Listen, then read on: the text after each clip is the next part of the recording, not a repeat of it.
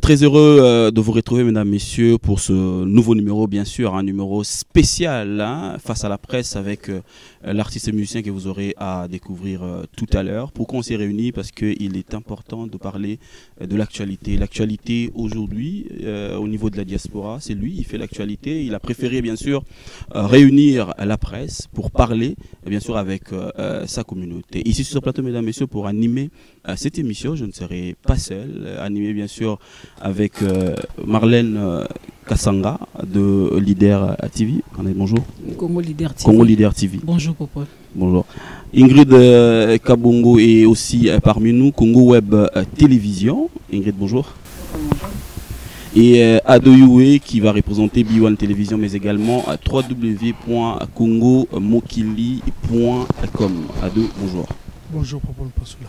Voilà, donc c'est avec les confrères et concerts que nous allons animer, bien sûr, c'est Face à la presse, une émission très spéciale. On va faire parler l'artiste musicien qui, depuis un moment, nous fait verser. Ça va prendre beaucoup de temps aujourd'hui, plus de 30 ans de carrière et beaucoup de bonheur. Plusieurs albums à son effectif, il pèse plus de 30 albums en lui-même, 30 albums à succès. On va parler de Balajoie avec une très belle chanson Assaut. On va traverser de Diva à Enrique, Coët, Rive Gauche, des albums comme ça qu'on a eu bien sûr à profiter. Et aujourd'hui, je vous parlerai également du tout dernier né de la famille des albums, l'album Niatankans, dans laquelle on retrouve la meilleure chanson jusque-là dédiée à sa tendre épouse, Alidor, à l'intérieur. L'artiste musicien se mélange avec ses enfants pour porter une phrase, dire à ses enfants, oui, sa maman, Alembeseke. Mais dans ce même album, mesdames, messieurs, vous pouvez retrouver également la chanson Pardon, pardon, pour dire pardon à toutes les femmes du monde, à notre nom. Quand je dis nous, nous les hommes, nous sommes les éternels enfants près de vous. Et Kofi Olomide avait pris la place, bien sûr, de tous les hommes. Et sans oublier, bien sûr, quand il a perdu son père, il n'était pas là. Mais pour illustrer, il a dit, papa n'avait pas d'appareil. Vous pouvez retrouver, bien sûr, ces 3 titres de l'album Niatankans. Mesdames, messieurs, pour vous, rien que pour votre bonheur, Kofi Olomide. Bonjour. Oui, bonjour. Bonjour. Merci beaucoup. Voilà, de retour sur Paris et c'est avec les collègues qu'on va animer cette émission. Merci d'accepter cette invitation. Merci d'être là. Vous étiez là avant nous autres et c'est rare hein, que ça arrive, mais merci d'être là. Un mot à tes fanatiques, aux gens qui t'aiment, qui l'ont exprimé quand vous avez exprimé aussi votre première activité, rendre visite à votre père pour dire une fois de plus, la dernière fois bien sûr, au revoir. Un mot à tous ces fanatiques. Au nom des internautes, au nom des téléspectateurs, je vous remercie d'avoir bien voulu me consacrer votre temps. Je respecte tellement votre métier. J'aime tellement ce public qui m'a fait que telle occasion ne pourrait me paraître que essentielle. Donc merci. Je souhaiterais qu'on parle, qu'on ne se dispute pas, qu'on échange pour que quelque chose en ressorte, pour que les internautes, les gens qui vont nous regarder, trouvent leur compte et retiennent quelque chose. Je souhaiterais que ce ne soit pas une espèce de chamaillerie, vraiment qu'on parle utilement et puis respectueusement, dans le respect réciproque des uns et des autres. Voilà pourquoi j'ai accepté d'être là, parce que je ne voulais pas aussi donner l'impression qu'il n'y en avait plus que pour TV5, Télé Sud, tout ça, France 24, je suis invité là-bas. Donc je ne tournerai jamais, moi, le dos aux médias de chez moi, parce que ce sont les Lukunku Sampou, vos papas, vos grands frères, les Kayum Bébéa, Loutou Mabangu, Lukezo, j'en oubliais des meilleurs, Jackie Betoko. Je dois beaucoup à votre métier et à ces aînés-là. Donc je suis là pour vous. S'il y a des zones d'ombre, s'il y a des éclaircissements que vous souhaitez avoir, je suis votre homme. Voilà, comme il vient de le dire, il est là pour nous, bien sûr, avec les collègues. Mesdames, messieurs, on va vous apporter le bonheur chez vous, à la maison, partout. Vous allez tomber sur cette émission. Pour une première question, je me tourne vers Ingrid Kabongo. Honneur aux dames. Je commence d'abord par toi. Ok. Donc, bonjour à tous. Bonjour madame. Alors, une carrière qui débute depuis maintenant bientôt 35 ans. Vous avez eu plusieurs albums, vous avez réalisé les plus grandes salles, vous avez été le premier artiste à vous prester, à Bercy, le premier artiste africain à prester à Bercy et à le remplir. Vous avez fait l'Olympia, vous avez fait plusieurs fois les Zénith de Paris. Pour vous, que représentent ces 35 ans de carrière quand vous regardez dans le rétroviseur? Au quotidien, partout où je vais, quand je rencontre des Africains, y compris donc des Congolais, en général, ils sont fiers de ce que j'ai fait. Je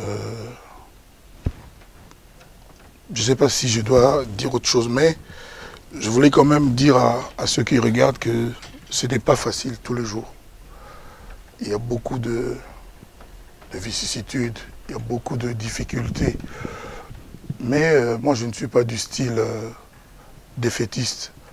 Je ne suis pas du style à laisser tomber les bras, à désarmer, à battre en retraite, parce qu'il y a des embûches, parce qu'il y a des difficultés. C'est comme ça que je suis encore là.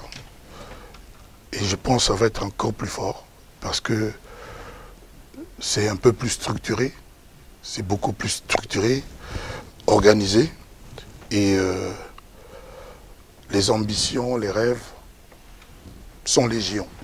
Il y en a beaucoup.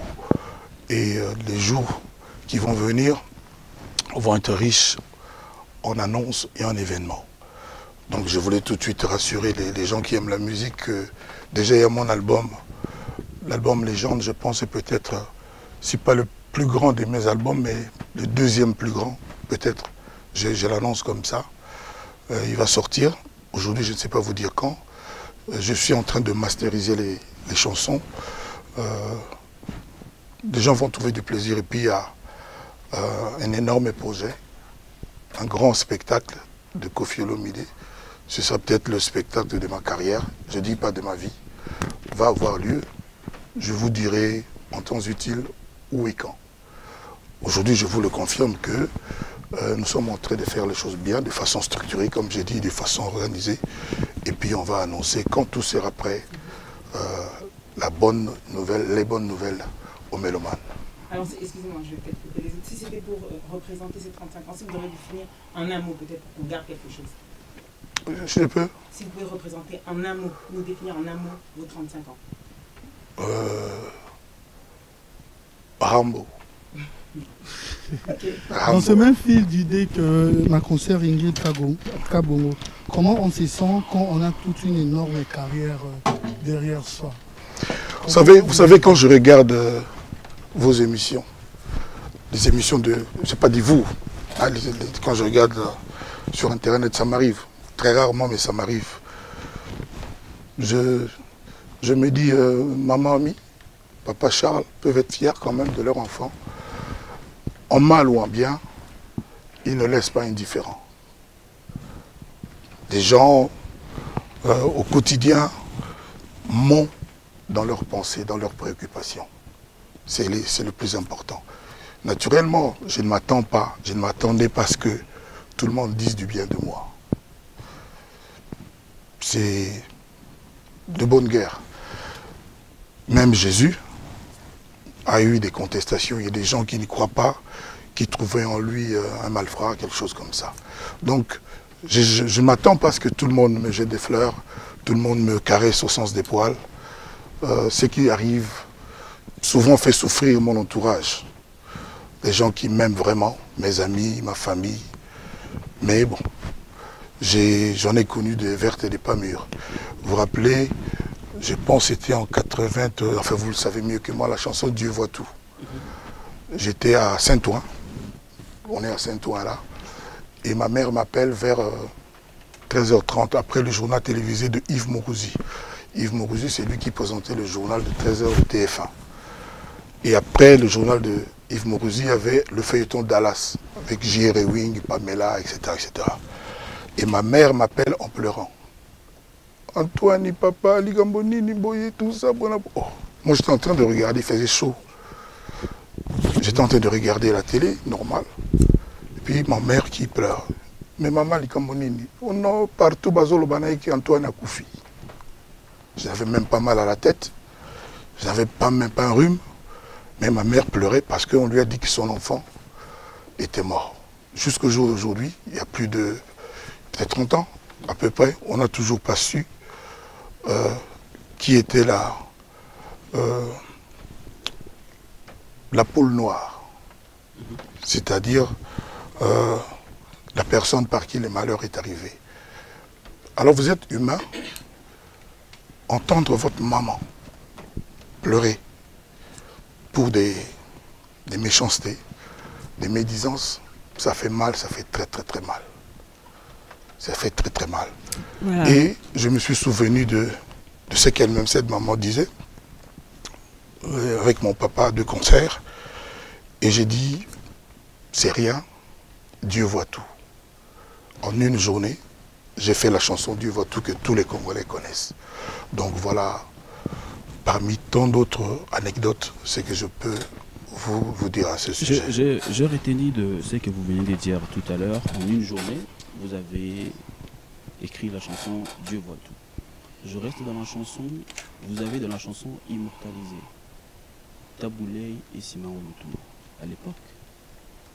Après là, il y a eu des tiraillements. Il fallait que Kofi n'était pas là. Pendant que vous étiez en train d'écrire la chanson, pourquoi avoir pensé que à Simon Olutumba et à Tabouley? De quel tiraillement vous parlez? Kofi a Matangate, Kofi ça ne se passe pas avec Lutumba. Je m'en souviens de Kofi chantant. De quel Matanga? Le dernier là? Ouais, voilà, le dernier. Il n'y a pas de tiraillement. Il y a moi, je parle plus de la pensée. Pendant que vous écrivez une chanson. Non, moi j'appelle pas ça tiraillement, j'appelle ça des brouhahas, de la médisance. Toutes les personnes qui aiment un défunt ne sont pas tous à son deuil. Si tous les gens qui aimaient Johnny Hallyday pouvaient être à ses funérailles, tout Paris aurait pu être plein, mais c'était seulement le secteur de la Madeleine. Et puis, toutes les personnes qui viennent au deuil de quelqu'un qui est mort ne sont pas forcément ceux qui l'aiment. Surtout au Congo. Il y en a qui viennent pour festoyer, qui sont contents de la mort des gens. D'ailleurs, vous savez ce qui reste aujourd'hui de nos Matanga. Les gens viennent bien habillés, ils parlent, ils rigolent, ils traitent de leurs affaires. Il ne reste pas grand-chose de la tristesse qu'on a connue à l'époque des vrais Matanga. Ça ne veut pas dire quand on n'a pas été présent au deuil de quelqu'un, qu'on ne l'aime pas. Je suis celui, peut-être que les 5 ans que tu as passés ici t'ont fait oublier ça, je suis celui qui, sans être payé, sans être commandé, qui a écouté son cœur et a choisi d'honorer Lutumba quand il était vivant, fringant, en bonne santé. Parce que j'ai pensé que un monument comme Papa Lutumba méritait qu'on n'attende pas sa mort pour qu'on s'intéresse à lui. Sans vouloir t'attaquer personnellement, je ne me souviens pas de beaucoup de tes émissions consacrées à Papa Lutumba. Mais moi, j'ai fait Kofi chante Lutumba. Je ne dis pas que... Mais j'ai fait ça. Aujourd'hui, je suis content que ceux qui ont été au Matanga se sentaient obligés d'aller au Matanga. Pour faire un signe, pour montrer qu'eux aussi respectaient, aimaient Papa Lutumba. Donc, je répète, il ne faut pas croire que toutes les personnes qui aiment quelqu'un qui est mort sont toujours là le jour de son deuil. Mon papa, qui n'avait pas d'appareil, est mort à Paris. Je n'étais pas là. Pour les raisons que vous savez mieux que moi. Vous n'allez pas conclure que je ne l'aimais pas. La preuve, la première fois que j'ai pu mettre les pieds ici, le premier geste que j'ai accompli, c'était d'aller le saluer. Donc ça n'a rien à voir, il n'y a pas de tiraillement, il n'y a pas de... Comme vous avez dit là, il n'y a absolument aucun problème. Et d'ailleurs, j'étais parmi les tout premiers à avoir chanté avec ma guitare, c'était sur le net, hein. J'ai rendu hommage dignement avec mon cœur. Avec mon cœur. Et puis voilà, quand je serai à Kinshasa, je me donnerai l'occasion de faire ce que vous verrez. pour l'honorer. C'est une belle lumière que vous venez de porter, mais ma question était de s'il te plaît, savoir, moi, je pense pendant que vous si écrivez possible, la chanson... Pourquoi j'ai pensé à eux? Oui, voilà. Parce que Papa Lutumba Taboulay, pour moi, c'est... Moi, je suis quelqu'un qui écrit. Mon pasteur Lato, tu me connais bien, j'écris depuis. Donc, j'ai toujours aimé l'écriture de Papa Lutumba, j'ai toujours aimé la démarche littéraire de Taboulay et Rochereau. C'est ainsi que, je ne dis pas qu'ils sont les seuls, mais je les ai mentionnés dans cette chanson-là parce que pour moi, c'est vraiment des exemples à suivre, c'est vraiment des modèles. Koffi Olomide, encore, tu permets, Popol? Non, vas-y. Voilà. Popol, juste te signaler que cette émission passera aussi sur Antenne A à Kinshasa, tu as oublié de le mentionner. Koffi Olomide... Qu'on le fasse en lingala pour une très bonne compréhension. Non, moi je préfère qu'on reste... En français, ouais. Pour la communauté, par exemple, d'Angleterre, des États-Unis, qui parlent seulement lingala. On peut être bilingue, hein? Il faut pas sous-estimer la capacité de parler français de nos compatriotes. Hein. Bon, enfin, c'est vous. Qui nous ressemble. Les États-Unis, quoi? On parle anglais. Oh, mais il y a des gens qui parlent. Moi, j'ai une maison aux États-Unis, mais je parle français. Voilà, Koffi Olomide, encore une fois, merci de répondre à nos questions. Koffi Olomide, j'aimerais un peu parler de votre retour en Europe, parce que c'est un événement. Toro le rappelle la langue en français. La langue au moins est à l'aise, en français, il n'y a pas de souci. Moi, je réponds la langue à laquelle tu poses la question. D'accord, bon. Sauf si c'est le Chiluba. Non, là, je vais appeler Christelle Mangaya pour m'aider. Je ne connais pas le Chiluba, malheureusement. Koffi Olomide, de retour en Europe, plutôt qu'un lingala. Koffi Olomide, de retour en Europe, et ça vraiment événement. En tout cas, ça, il faut qu'on se le dise. Après 11 années d'absence, enfin, Koffi Olomide, aux Ongeli, fanatique nayo, aux Ongeli, mélomane nayo, aux Ongeli, admirateur nayo, admiratrice nayo. Na poto alors ngana un peu nazoba impression na yo ezaki nini retourne na poto après 11 ans et ce que je voulais aussi savoir c'est que est-ce que ozomona rara que ozara na même place ozara na ona mitema ya mélomane na yo après 11 ans d'absence ou bien on remarque que faut ça sous un grand effort pour reconquérir mitema la bango.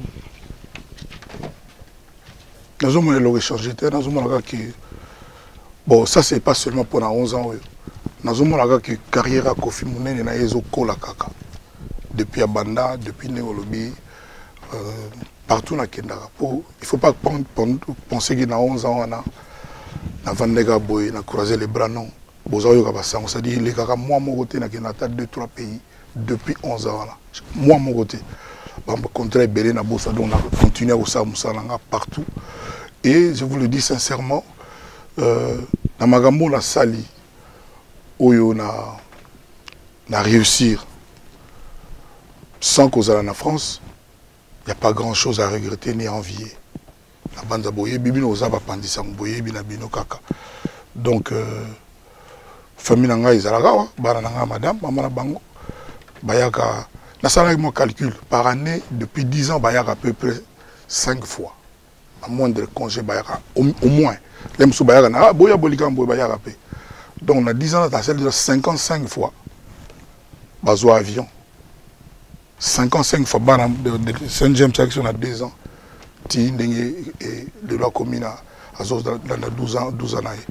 Donc pour nanga iloko moko ya so ndenge zate mais nazomona kaka Koffi azokenda bamboka nyonso na kendaka omonaka batendenga protocole d'état président ninga pesa ombote ba première dame nyonso ekomaki camarade ya président na camarade na bango ba président ngazaka serviteur mais ba pe ba mélomane ba bi valeur amsana nga partout na kendaka bayambanga bien na ba aéroport nyonso mona pena commissaire aéroport yemo mutaya ozwanga na chaîne de carbone partout na Kendara bon bamboka wana pe bon et bamboka vivra pe bien bamboka lokola ba Cap Vert et puis so koma kuna mais soki na ba kwa musupe ya pe bon aux en pe galès hein bon et puis le mo pe mabe partout na za peu près na ba même condition car ba même condition net lobby na okina na Genève donc na Zurich et puis na Genève déjà une organisation bah ça ligo les aga quand ndenge ça rapika sona ki ba partout so ki angolo ki mbala moka ipixana ba Hilton ka ba ndenge ndenge donc non ça va donc ils ont les kabie ba tout ba ibake na zana nyongo ya ba fanatique na ngai o baza awa o bazanga ki ngai o pena zanga ki bango pendant toutes ces années là bazo senga onini tango kutana bango partout zo le kutana bango bazo senga onini na lega ki na Afrique numéro 1 na lega ki pena RFI ya Claudiciar batba obenga eloko moko ni obeta Stade de France moko ni obeta boy ezaki en direct donc bazo benga pour moi ba falti ya Kofi Baka ba congolais te okuta bango na Kenya okuta bango na Burundi okuta bango na Angola okuta bango na Lesotho ba partout donc la mission nyuso na sali bazo benga donc bazo senga kaka même na nzela so na tamso na kena galerie Lafayette pour na somba ta moi chaussette na sala mususu 40 minutes ka ba photo na batou pour na somba ka mo lokuma muke tous les jours basandra ka zedi to na bango ba ibi ndenge zoleka donc ça va quoi pour na Koffi Olomide ça va. Voilà, de retour sur Paris, voilà, tu as retrouvé ta famille, les gens que tu as laissés pendant très longtemps. En fait, on parlait de la carrière, bon, je vais quand même essayer de parler de quelque chose que j'ai suivi. Vous étiez invité sur le plateau de TV5 Monde. Vous avez dit une phrase que moi j'ai retenue, c'était votre peur en fait, pendant ces temps. Vous avez peur que pendant ces temps, qu'il arrive quelque chose à votre famille, oui, que vous n'ayez pas de capacité. Les gens papa moi qui voyage, on va nous benga kaka. Les gens papa nous surtout à Sorazate ba ni ba quelque part, on a na moi préoccupation. C'est la même préoccupation ni plus ni moins. C'était une pensée de tous les jours ou au quotidien. Na la kanango na la mugana na lia kanango. Ma solo na so na zo beta Scrabble. Ezalaka ba nanga. On le boss del Pirlo ke boy. Saint James Halls kaka boy. Ezalaka ba nanga. Et puis bon. Nazaki nanga kuna na botaka mwana na sala ye logo mo spécialité aza la fille congolaise la plus aimée. C'est-à-dire au tieba journaliste, au tieba politicienne, au député, au tieba nani, yende numéro 1 na bango. Bon, son azor ba boba muso bazala moi gêné, mais c'est la réalité. Non. Ah bon, attends mieux alors. Obanga atenda comme vedette. Pardon, na si salon na ye, na si salon na ye, na si salon na ye. Na si salon na ye. Donc na vanda ina kana kisasa na yoka ka bon, ba sala ce concours so nini, le na nani bod. Il y a 2 jours avaki na ba moi na ba Kardashian na ko nani. Jenner, so Jenner.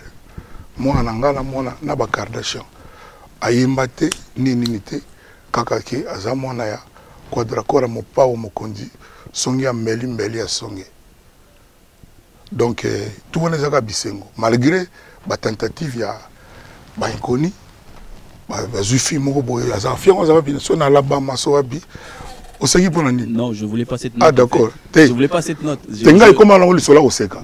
Donc, bah, moi, fille, mon boy, bah, juste que Miss Diaspora, bah, tu moutou na bango, n'a pas faire croire que moi, nanga qui est boy. Mais choix, bah, tout, bah, ébiqué. Et c'était puis fille, wana, original, wana, y a porno, y a moka bima.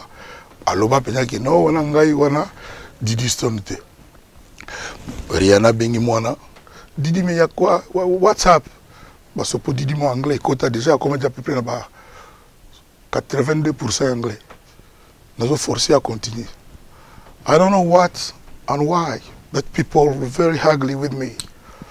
Bah, expliquer, à faire là. Mais, tout de suite, il y a pas piste, il y a origine de Makambouana. Tout de suite, il y a piste à origine de Makambouana. Mais tout de suite, Makambouana bidon. Merci Loka Ozongi. Donc, je voulais pas parler de cette note parce que bon, je trouvais que c'est pas important. C'est aujourd'hui. On a profité na remercier Marius Munga, hein, collègue Nabino. Peut-être qu'il y a Nabino, moi je remercie parce qu'il y a pendant Moutou, Alexa Bisso, pendant la salle de reportage, mon penza digne, à expliquer pendant Moutema Mabé, il y a Batouana Balingagi, Balingagité, Balingango attaque, cyberattaque, Bataka Moana. Donc, mon ami m'a dit que Koki Tatate, Nemsoko Lukaye, Namwa Baboy. Donc, mais je suis à Nzambi à Kumisama. Popol, tu permets, parce qu'en parlant de Didi Stone, j'aimerais en profiter pour poser notre question avant que tu puisses changer de sujet. Kofi Olomide, en fait, c'était ton rêve qu'un jour, des distants comme à vedette, n'enga comme Lelo. Aza vedette, Azali en vue, Aza aimé, Aza vedette, c'est-à-dire, ils ont le droit Trump a vedette, mais Aza en vue, ils ont le droit Macron. Macron qui n'a pas télé-réalité, tout n'a pas émission, il y a pas internet, pas côté. Ils ont un mokili, c'est-à-dire il n'a de rien de marqué dans la classe, à l'université. Donc dans la classe, dans la vedette, bon, Aza ne moi il y a vedette, mais il y a méga star. Donc ils ont dit il y a moi, mais bon, est-ce que je me demande ce qui ça suffit que ça a moi nan pour na boy, parce que bah n'a monté mon ali star mon mais il y a ça mon conseil m'a faire wana, n'aimé na golo baté. Donc il y a qui souhait n'anga te souhait n'anga zalaka qui ba n'anga ba za batu moko digne, respecté, respectable, puis bah réussir ba vie na bango wana pina na la la ngo pongité. Merci. Oui. Vous êtes un artiste, j'aime bien que vous avez parlé d'amour envers votre fils, qui est particulièrement un père en passant d'enfant. Vous avez toujours pris l'amour. Didier Armossi, hein? Oui, c'est ce que je dis. Vous avez dit fils, ah fille. Ah d'accord, ok. Et donc vous avez toujours pris l'amour, même les femmes, vous les avez chantées sous toutes les cultures possibles. Et justement, je vous ai suivi dans la même émission à TV5 Monde, où vous avez dit être satisfait. Vous saviez que la lumière arriverait la vérité arriverait par l'escalier, donc elle prendrait du temps. Vous êtes satisfait du verdict. Sauf que le verdict, si je veux vous dire, c'est une condamnation à 2 ans de sursis. Donc ça veut dire que vous n'êtes pas innocent. Est-ce que réellement on peut parler de satisfaction ou juste le résultat vous arrange? Bon, on avait dit qu'on ne reviendrait pas sur ça. Quand même, vous n'avez pas laissé le temps de... Madame, c'est Kabongo. C'est bien ça. Madame Kabongo. Vous êtes en train de dire ici que ça fait 10 ans qu'Ofi ne venait pas en France, qu'il est de retour à cause d'une affaire de justice. Vous pensez que quelqu'un qui a violé, qui a agressé, peut être condamné à 2 ans avec sursis? Non. Donc, il faut de temps en temps qu'on soit de bonne foi. Être journaliste, quand bien même on est une journaliste réchauffée, il faut être de bonne foi. Je pose la question. Vous m'avez l'air intelligente, j'en suis convaincu. Quelqu'un qui a violé, quelqu'un qui a séquestré, chef d'accusation valable pour le pénal, pour les assises. Alors quelqu'un qui a violé, qui a séquestré, on le condamne à 2 ans avec sursis. Moi, j'aimerais vraiment que la presse de mon pays se fasse violence et devienne une presse d'attaque, c'est-à-dire une presse qui va à la recherche de l'information à la source. Nanterre, c'est ici. Vous auriez pu faire quelque chose même pour les téléspectateurs. Je n'ai pas à commenter ce qui est déjà réglé. La meilleure des preuves, je suis ici en face de vous. Donc, même les gens qui vous regardent, ils se disent, ah, mais moi, vraiment, ceux qui Zaragi, il y a une tendance à faire Kanisabadou. 2 ans avec Sirsi, rapport Nina, Magamo Yoye Bagina Mutuna. Omoni, pendant des années, vous avez un babatouawa. Encore une fois, vous avez 4 terres, vous avez un presse, vous avez un micro. Mais vous avez un bateau qui est en actualité. Vous avez après le bout, Kofi. C'est-à-dire, monsieur Pelapo Batsukoba, ça peut être Kofi Bandi. Au moins, on a un bateau qui est en bateau Moussana. Bateau na futa pe maole mso na kabela bona sala boye to bandeko na bango to banini Kofiaza capita Kisasa Kofiaza franc congolais abuja raté mama wana tu wana mutu wana kapo na 2 ans de sursis te les loyo tika pe bateau wana bazana mwa mawa bazanga pe mo eloka koloba ngai batekaka poso ya ours babengi ni na lingala. Ils ne vendent pas de la peau de... Na lingala. Ah, c'est ça. Ah. Batekaka poso ya batekaka koité soki nanu obomi ete. Et puis ezate que so mutu alali nzala un jour, 2 jours, alali na balabala, au conclure que Moutouana a koufaga nzala, abanola laga nzala. Via mon moto, ils ont via mon moto. Beaucoup imaginez te, tant que botika batona balo baba biloko wana. Na quand même, na ibi ke boyebi na quand même mutu moko respecté na Afrique mobimba, même na France. Mais tant que bozo bat oyo, après émission na avant go basala émission te. Ça dit bozo bango kaka po baluka ko ridiculiser Koffi Olomide. Je pense les amis qui étaient artistes oyo mokonzi mboka na bango asenga ki ayambaye akabela e kora moko pa uti la Congo 4 kora le même jour. Bon on a écouté yaka moko ba luka ki en Afrique du Sud artiste de la décennie en Afrique mobimba Afrique ba Youssou N'Dour mutuana dans la episode a chanter à niveau sakanate ngaza ina pongi na ndaku na lali na kendaki même pas artiste de la décennie congolais Koffi Olomide.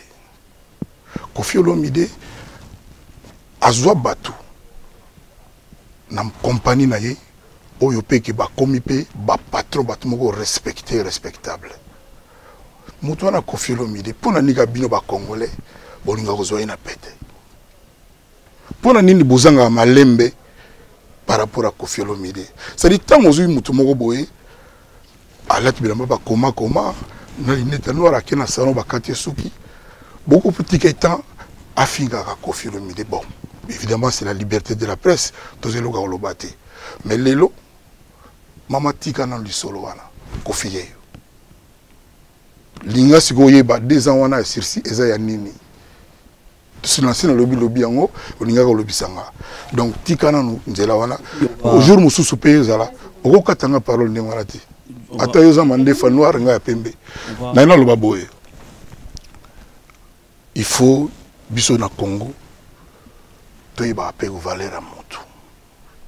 Bandaka na Braza, oyoka bata Braza, vraiment mboka na bino, ba iba valeur à moto, te kasoka kufi.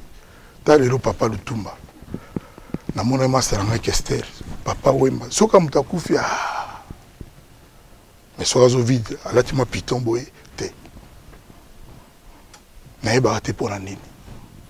Donc maman, eloko wana, zala moi gêné ozong sangolelo pour victoire eza munene trop ya Koffi Olomide na batamité ya malamu bato yo bozawo ya mbana Koffi a sentinelle akine a franc congolais boye na boye babilo moko vraiment zanga tina tana bango pe kokaki donc hein toki na maleme s'il vous plaît merci beaucoup merci Koffi Olomide.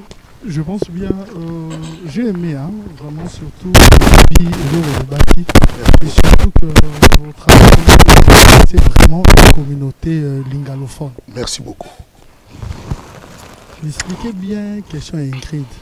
C'est vrai, des fois, ça peut gêner toujours. C'est qui ça, Ingrid? Ah, comment Ingrid, pardon maman.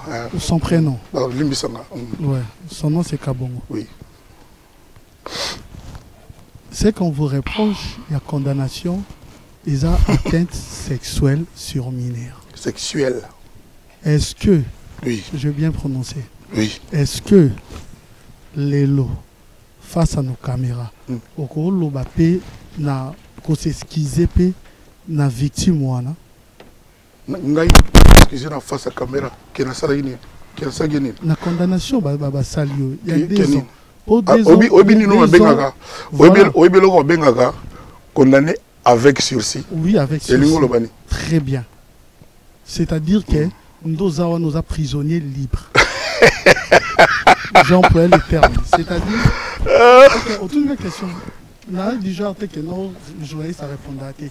Mais je me rends dans le baki au solo là. Quand je parle de ces termes, oui, c'est vrai, c'est trop direct. Mais dans le sens où, né aux Zawana, aujourd'hui, tu es condamné pas pour viol, c'est vrai. Wana viol a condamné aussi. Mais on vous condamne quand même. On reconnaît pour l'atteinte na mineur. Est-ce que vous pouvez nous expliquer ça? Je vais expliquer dans bateau atteinte des années. Le gars le viol le thème atteinte des années. Atteinte sexuelle sur mineur. Elle est nini wana. Atteinte sexuelle sur mineur. Le lobby a violé, le lobby oui violé mais atteinte des années. Par exemple cette histoire. aux âges dominants. Et je pense bien la fille X, Y, a dominé. C'est-à-dire que quand on ne reconnaît pas qu'ils a viol, c'est-à-dire l'acte aussi peut se poser, mais la fille était consciente que l'acte s'est posé. Donc quand elle n'a pas pu refuser et qu'il y a dominant, ça peut être pour raison X ou Y, peut-être pour un voyage, pour à l'entreprise, pour autre chose, ça dépend de votre verdict. On a tout nié, on a lobby parce qu'on vous a condamné pour atteinte sexuelle sur mineur. Il y a un débat des ans avec sursis, mais viol va reconnaître en côté. Est-ce que pouvez-vous nous expliquer où peut-être ce qui rôle va payer un jour payer, ce qui réellement c'est par rapport à ça que appel et vous arrêtez. Est-ce qu'on peut s'excuser face il y a la fille comme vous avez fait l'autre fois face aux mamans par rapport à Acte à Kenya? Oui, sans interrompre. Très bien. Même à Tamaka Mozoloba, n'a pas qualifié en côté. C'est-à-dire, on peut comprendre que l'on a bien sursis ou bien côté. Très bien, bien. On n'a pas interrompre. Sauf que je ne peux pas se perdre en côté, mais on a quatre côtés. Je peux souffrir sur un peu se perdre sur côté. Prévenu, c'est qu'on a un comme les clépères, comme les Ojima. Condamné, on a un an avec sursis et l'homme. Il y a un ce que l'homme a.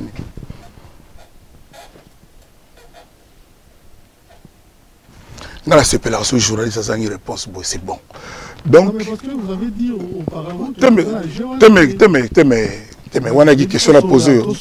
Non, c'est bon. Bref, papa, Kobang Elangati, Nathalie Caméra, Ngaï, n'a jamais violé ou agressé moi si. Vous voyez bien, tout le bien, très bien.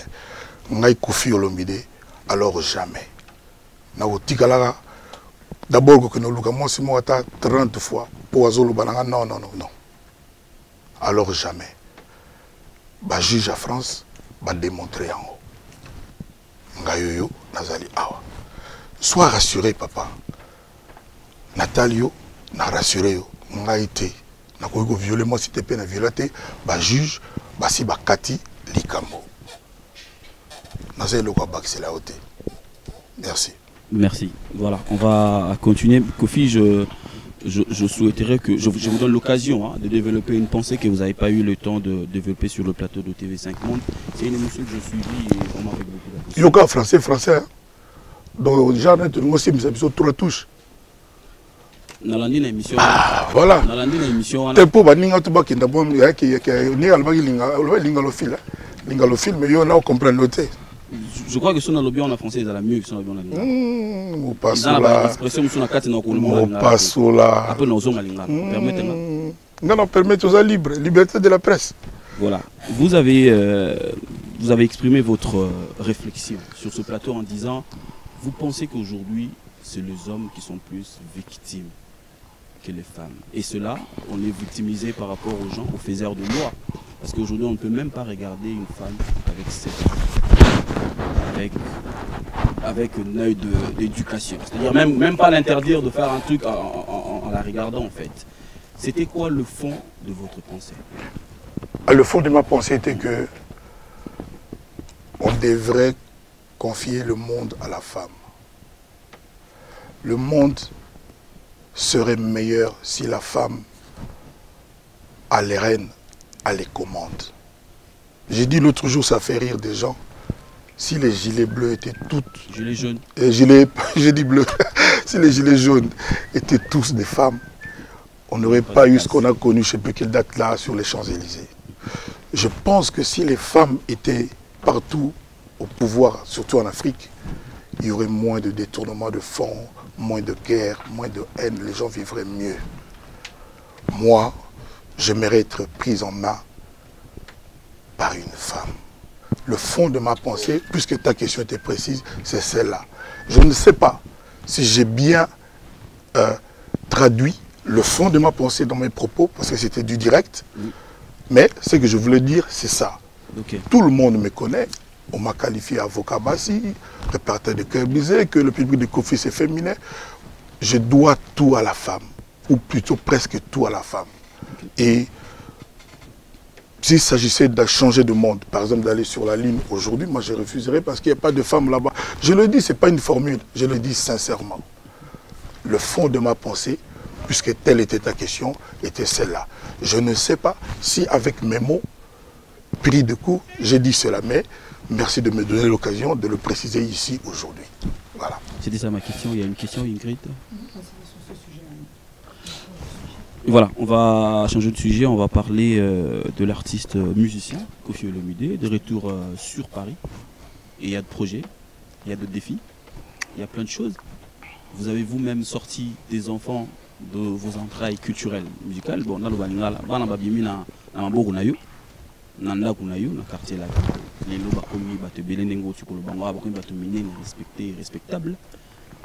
Les lots défis ezali liboso Koffi azongi na poto to le bango ndengo wana. Permettre surtout le bango boye. Koffi azongi na poto. Les lots pensées zanini. Ozo kanisa que musique congolaise, ils en a besoin, il y a réanimation, tout coup de pouce. Musique congolaise, ils en a besoin. On a besoin de payer ça comme combattant. Besoin de la musique congolaise, numéro 1, Yangoana. Pour la musique congolaise, le talent, il y a Saranate Bazali. La preuve est là, il y a décrire. C'est-à-dire, biso baoyo bayaya papa na bango to goze le ozalate assurance ezali, mais il faut et ozala bien que bandeko na biso ba combattant bayo que la musique congolaise mawa na limite que tango makambu idéologie na bango philosophie na bango babandaki yango but na bango ezalaki que musique congolaise ekufa na koyi kondima ngo te.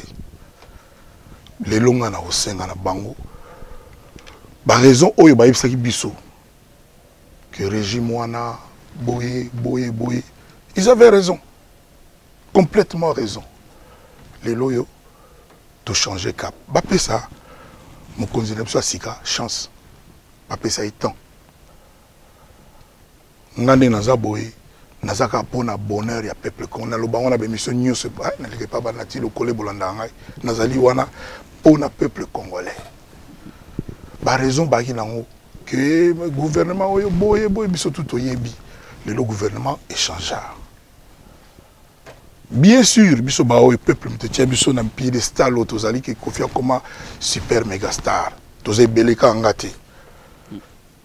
Effectivement, il fallait que tu relayes la préoccupation du peuple à travers l'œuvre. Je le dis ici. C'est pour ça que nous Naïmba affaire d'État. Oui. Ce qui peine à Congolais, nous surtout, après mission, il y a une affaire d'État. Bah, yoki yango. Bah, moi, namakamou tout les alléluia. Yango la lobaki. Peuple ndeza mokonzi. L'animation, mon repos, comment pas animateur, tu vois, biso batalaku. Au moins, l'animation, mon réseau bimana, Papa Ngwasuma. Générique, il y a l'album Légende. Placement dans le bas, qui démocratie, il faut aller solo. Il faut aller solo. Liberté, il faut aller respecter. L'animation, c'est quoi? Dans le bien. Bande qu'on a besoin de combattants, ils ont la Congolais, moi on a qui ça. Na poto. Parce que c'est facile, ça dans la poto. Au loba, nous solingi. Mais quand c'est un terrain, na le seul. Boyebi, na décria qui.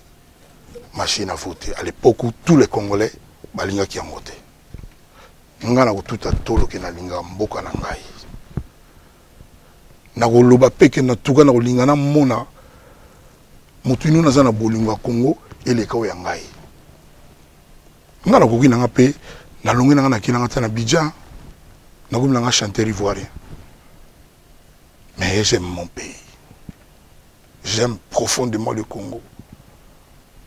Yango moni etumba Congo ngana olemba ngote. Bande ko na biso ba comprendre que musique pe et ko sala pe le kumu à Congo. Koka kité sala déjà. Merci. Nangaki ute pa na yo. Tout le monde le sait. Pour nini il faut musique à Congo ekufa. Ba ebisaki biso non biso tozo rouler pona ba mikonzi wana.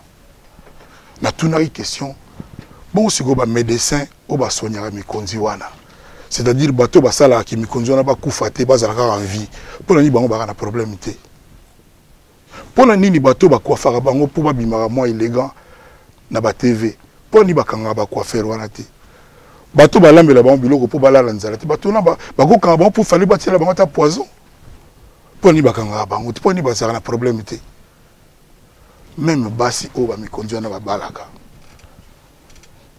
fali baloba non pourquoi bopesa bango plaisir parce que obi mwasi mosu akobala mpe mokonzi aza na ye moto ya idéologie boye aza ne moto aza libéral mokonzi wana azali mosu communiste oyebi te mpona ni kaka biso bamusicien na banza ça fait soki ba 15 ans makambo oyo mbula oyo esilaka te ezalaka te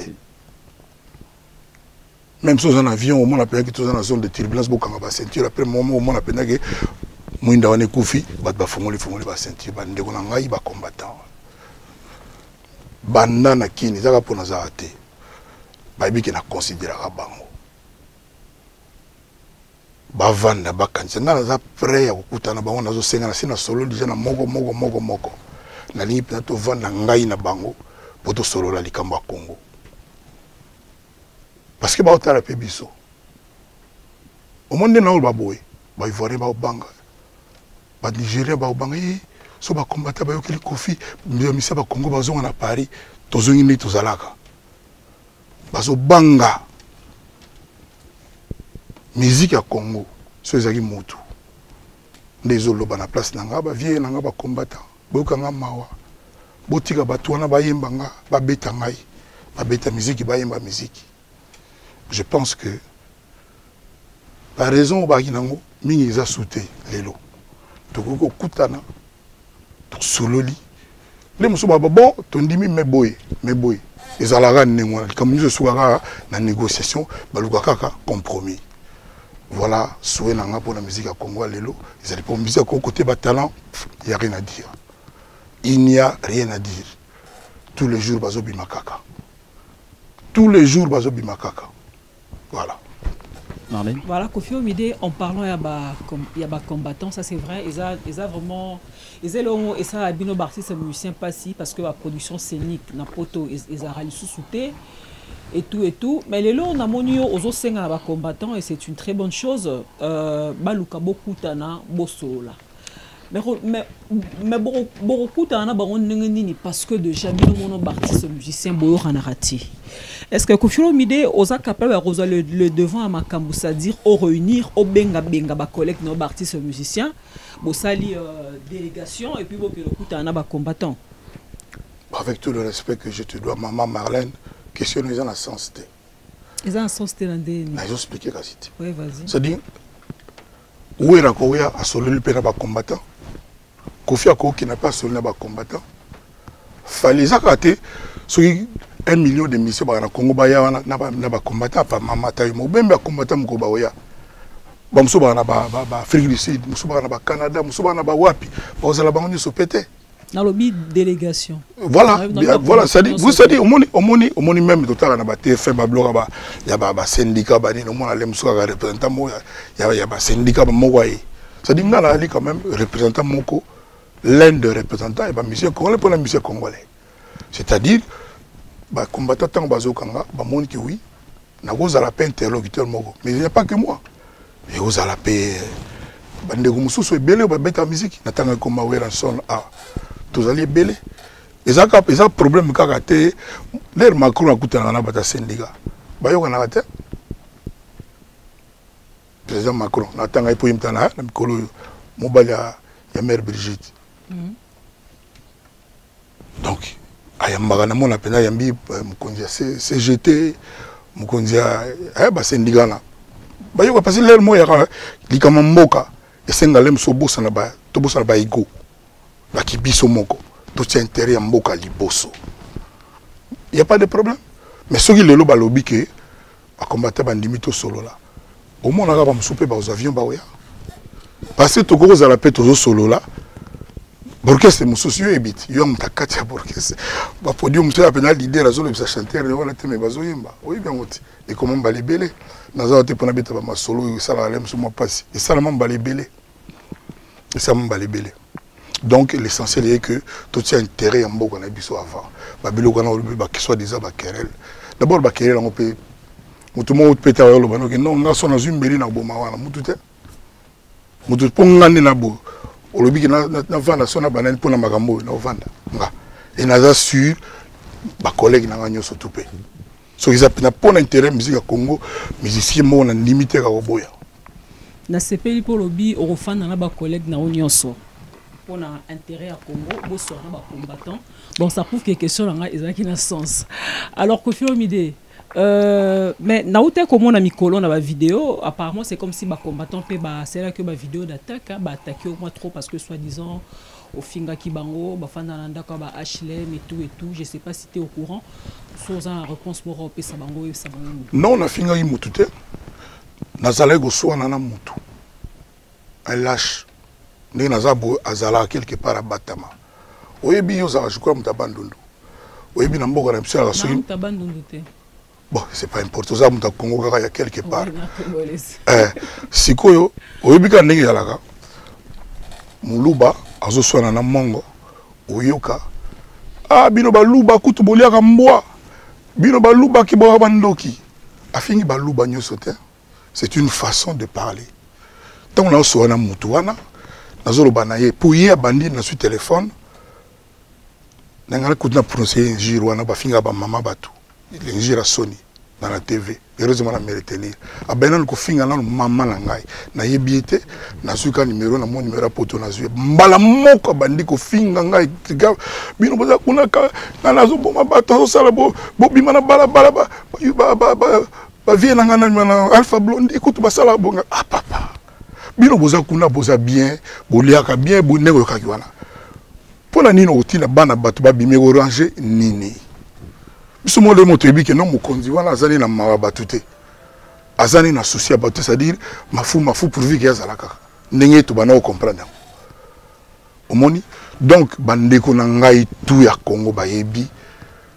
Pour la liban mo kasi ba tiara internet, viens na biso bo chante boy. Kaka nga ya. Viens mon pao ke boy. Ils ont marque d'affection, ba yebi ki wana mutu na bango penza bayibi peke mutu na bango sona na ye nazako m'adresser na ye za ndenge balobaka bino ba mongo bino ba zandingwa même ba français soit na belge balobaka ki ba belge boliaka ba frites ba français pe baloba français bino ba français boza ba radin mais ba français ba kabaka na bango donc les ndenge wana na kati na yo yebaki na yo donc ba ndeko na ngai ya Congo o ba se sentir frustré je suis désolé mais ba yeba que na finga ki bango te pe na koyi ko finga bango te ba salinga eloko moko te. C'est un téléphone qui dérangeait. En tout cas, qui a dérangé mon passou là. Une question. Pour briller, je pense que vous avez dû forcément vous adapter toutes ces années, durant toutes ces années pour toujours justement briller, vous adapter à toutes les tendances musicales qui ont pu arriver. Et aujourd'hui, j'aimerais connaître quelle sera la couleur, ou plutôt l'inspiration pour votre dernier album, votre prochain album qui s'intitulera Les gens. Merci pour cette question. Je l'ai dit et j'ai plaisir à le répéter ici aujourd'hui. Mon album Légende est un album multidirectionnel artistiquement.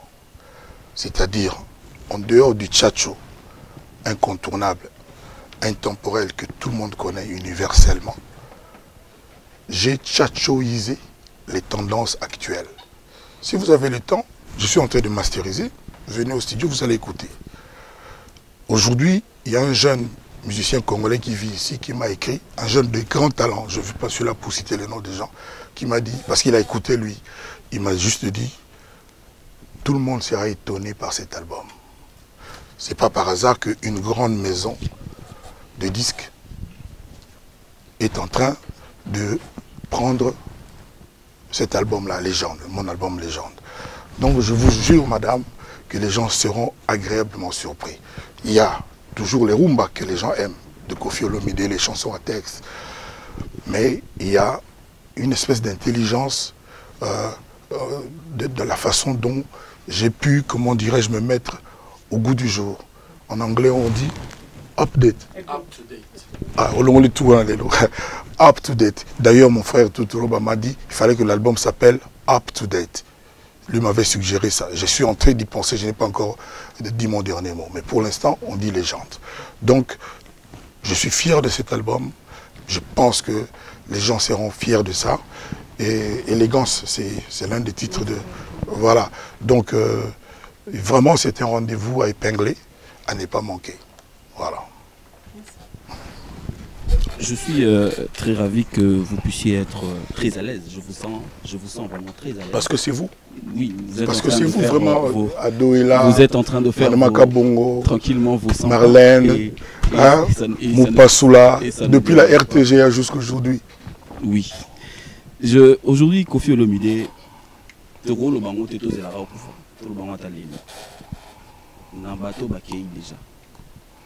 Yo tikali. Yo potigalit. Mais Lucas Zolan c'est pas Koufa. Moi non ba bino ba musicien. Te mena ba. Donc rigolo ba teke ba chroniqueur de musique beaucoup faraté. Hein? On a continué. Ça dit na ebité ba mixé to salani. Na mona ba bimisa liste moko wenda kufa na 80, tabula na 70, oyo akufa na 54 ezaka nini?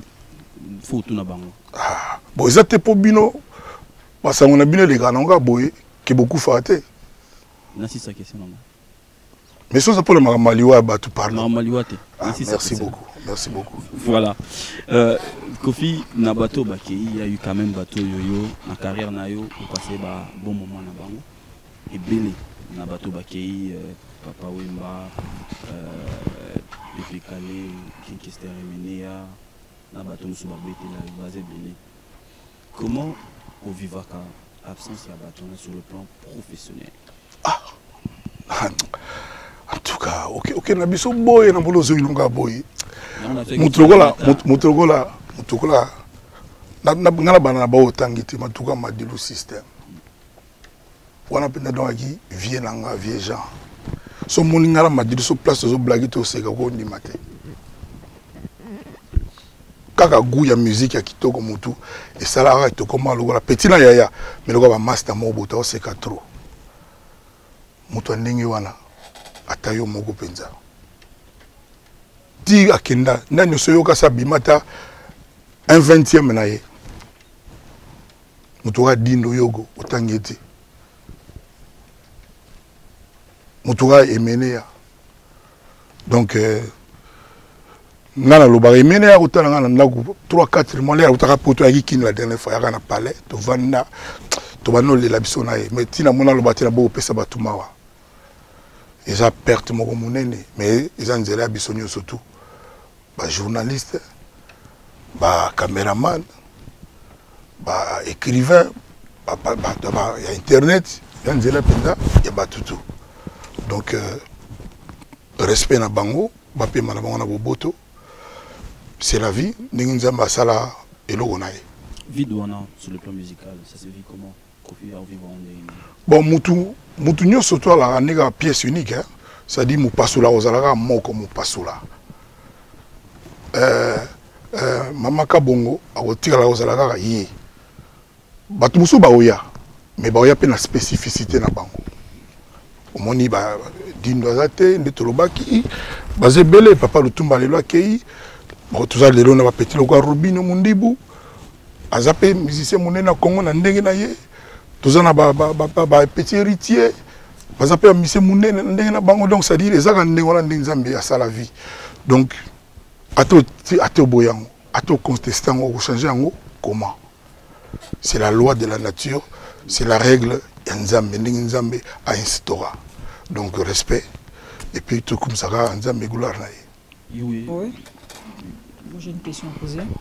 Koffi Olomide, tous ont sur album, bon que sur l'album Élégance, n'a concernant Y. Album Légende. Pardon, Élégance. Légende. Élégance, c'est ça une chanson tirée. Exactement, exactement. Ben, là, on il serait un peu la 13e apôtre. 13e apôtre, qui est un album qui a très bien marché. Non. Surtout avec, laisse-moi finir ma question, s'il te plaît. Ozo mais la trop bateau n'a pas besoin de mélanine moi la maïka au vive Oh, caméra pas aux oies. Oyo. Ah ouais. Au Oh. vif. Kasi na imba na nzembo ya alia. Couleur on zame fala pesa na mai ya pesa on alia, on mai etika la incolore. Bora bosoza incolore yozani. Maïe. Ah. Ah d'accord. C'est très bien. Elle se régale. Koffi Olomide, tu sais pourquoi dans l'Obéli, 13e apôtre et Marchaki très bien à travers le titre Selfie, le générique Selfie vraiment qui a fait le buzz mondial, ça il faut qu'on se le dise. Et là je tenais même à vous féliciter. Maintenant au Bimisaki album 13e apôtre au salab émission est belé. Nangaïté mais là collègue nangana mona au salab émission est belé Koffi Olomide au après nabiso une triste nouvelle. En tout cas, une nouvelle que moi personnellement j'avais pas aimée et je l'espère aussi pour tes fanatiques. Koffi Olomide a annoncé qu'il s'est retiré dans la scène musicale, c'est-à-dire au Bandesus pour ça album T, que l'album 13e apôtre était ton tout dernier album. À notre grande surprise, tu as remarqué, après 13e apôtre, Niatakan c'est Bibi. Et puis là, tu as qu'on a légende. Yepsabiso. Pourquoi avoir changé la vie? Il n'y a que les imbéciles qui ne changent pas d'avis. Il n'y a pas que Olobara bon pour se défendre. Si vous avez une question, il faut que vous nini na sopana. Tu es sopana ndeni. Voilà même. Na c'est pas là qui Olobaranga ya ta que ba fanatique na onde ba. Mais si sinon la réponse là ngate yonde vitesse ndé ya ta Pentium ya boité. À ta vitesse Pentium et Olekiango. Donc ça dit bon siko bon ni ma pe bandenga bandengati. D'accord, vas-y. Ni ma pe bandenga batandenge ne on a besoin de doigt calme. Mon am dans moi genre na ibo puis tourner la question yoka réponse. Donc un au seginga na c'est pas Mambolobi. Ah d'accord. Ah bon ba kofuna mingo seka mutuna. On fait ça un plaisir makasi. Oh on appelle mon okala. Na mon appelle susu. Oui. Ah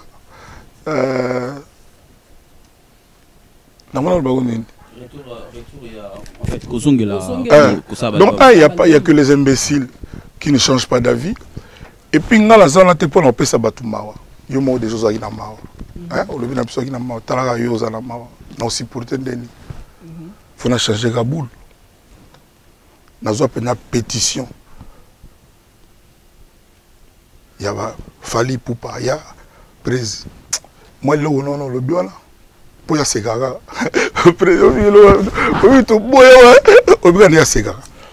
donc mutu nyonso ba aéroport tuna kina mboga tuna kina ba journaliste nyonso moko ndima yango mais surtout na boye ko ndima ngo na yoka ke Marlène na mawa ponango lelo molo ko confirmer na sepeli ki na changer boule ngana ko linga toza na mawa na petit na ngai Freddy Peugeot a komelanga peut-être faut mona ba SMS comme ba MMS wana so le yimulai avant vraiment mbuta ke boy ke ba Simon Bongo ba Chibo Mama Rifa alela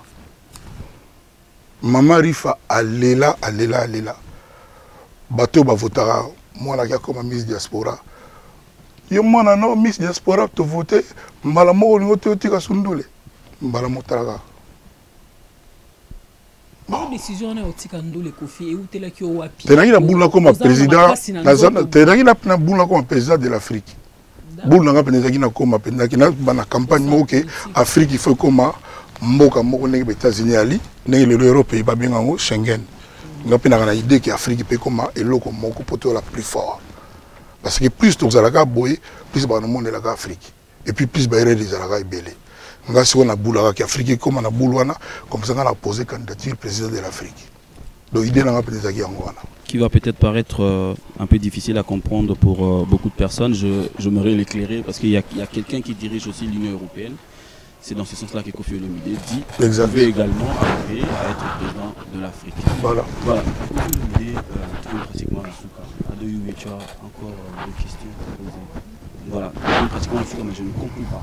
Il y a une article là dans l'album, ce qui peut surtout comprendre qui est bientôt là, moi, revisitation. Et puis sur la tiga qui ndole, Alidor, ton sandeni. Vraiment, c'est bon. Ah! Au bout d'un exemple, pendant la raté, mon sandrino. Au tiga biso a tout comprendre que Calamine était aujourd'hui revisité, ou soit encore Kobeta Mouvement pour revisiter. nzembo moko ya Johnny Hallyday. Oui. Nalingaki nayeba na bao ya yo bakenda ceux qui font organiser nzembo moko ya moto moko oyo ko bandela eboza nzembo ni. Sincèrement, nalinga okosate.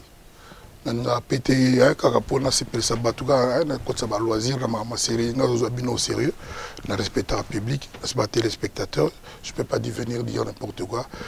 Bamindele oyo tozo na bango bazozo a bloma légende, maison monene wana, bango ndem basengi ngai nazwa parce que bayebi ki na li fanatique ya ndenge mokete ya Johnny Hallyday na Michael Jackson. Moko Johnny da kufaki ko ndimate il là on a là donc bazo filmer nga na olena nazo ibate ba image on ezaka ti lelo. Donc basenga ki na répondre deuxième na nga banzim na trop.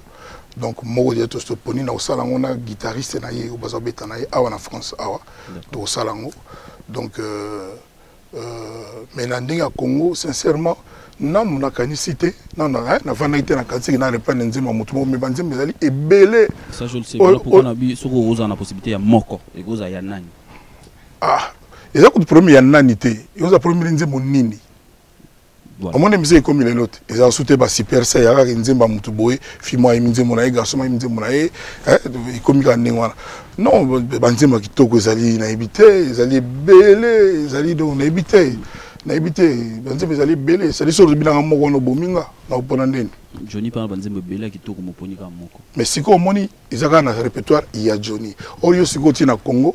Bata banzemba qui toko bago zala ba 744. Déjà banam 744 siko fona pona no moko après ce qu'on a côté sur la banzemo naï banzema kitoko na Congo na ibité ezali belé nana kopsa na boula banzemo mosandrino a Hollande na hotel banzemo ngana ko na kolinga na sala banzemo belé na imba na tongo so na zo laver belé penda belé. Quelle est la chanson qui arrive en première so bando laver le royaume to bumamba sokola ça zalaka ndenge na dans la moukia. Ok, va souffler aussi, je savais ça. Et il y a un net parmi eux, il y a un pesali pays, mais banzi mais belé. Obini. Pas favori wana ngamogote.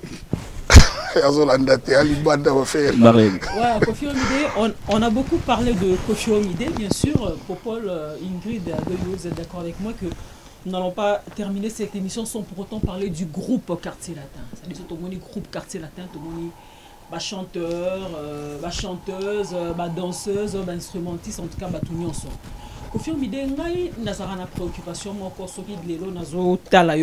la télévision. En fait, je me pose toujours la question de savoir, ou bien ils allaient, en fait, ils constamment on a ça là, je me dis, le Quartier Latin n'existe que de nom aujourd'hui.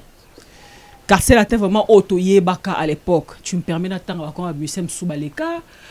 Fali Poupa, Soleil Wanga, Jordan Koussa, Sam Chintou, Modogo. En fait, aux Arabes, vraiment, les musiciens vedettes. Ça dit, tout le monde va musicien quartier la tête, télémia, ça dit, mi bali penda ba télémia.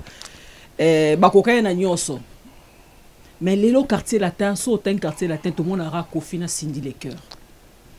Chanteur, oh, et pourtant, aux Arabes, chanteur qui toko, mbara qui toko. Mais, en fait, to santara bangote ba mona na raté mi nkutu ba yebani même pas. Pourquoi yomoro mutuwa Dr Stilwana ozwar a Cindy muto cheli bosso et bango misusu au bombi bango par peur ya bakende ndenge msupe bakenda ba départ msupe sala au passi peut-être msupe sala au passité je sais pas. Pourquoi les lots quartier la tête, les lots sont quartier la tête, tout le monde a un Koffi na Cindy. Bah chanteur on a tout le monde a bango sauté parce que à l'époque tout le monde. Que ce moulin boy, c'est na comprendre. Tu quand si ça idée na Koffi. Parce que à l'époque tout même na ba drummer hein. Ça dit na ba champion penda ba zeba vedette. Mais l'autre tout le monde a un Cindy les cœurs hein. Si si. Ouais na si. Mais bon que c'est tout le lot pays comment moi chanteuse hein.